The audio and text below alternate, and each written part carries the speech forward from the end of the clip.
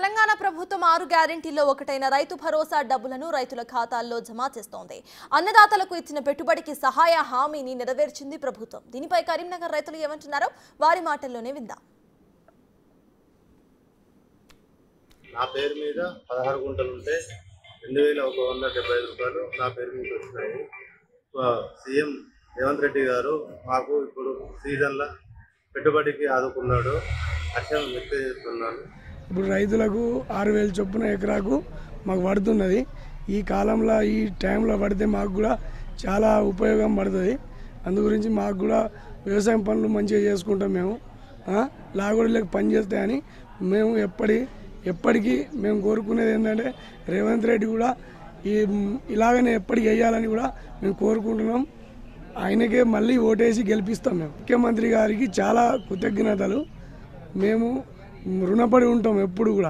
నాకు నిన్న రైతు భరోసా రావడం జరిగింది. ఈ టైంలో రావడం చాలా సంతోషంగా ఉంది. ఎందుకంటే ఈ టైంలో డబ్బులు ఏమి ఉండవు. అందువల్ల ఈ రైతు భరోసా రావడం వల్ల ఎరువులకు కానీ విత్తనాలకు కానీ చాలా మంచి ఉపయోగపడ్డాయి. నాకు ఎకరం ఉన్నది. నిన్న 16వ తారీఖు సాయంత్రం 7:30కు నిన్న మెసేజ్ వచ్చింది రైతు భరోసా. ఈ రైతు భరోసా ఇప్పుడు ఈ బరాబర్ వానాకాలం మొదటి సీజన్లోనే పడడం మాకు చాలా ఉపయోగపడుతుంది.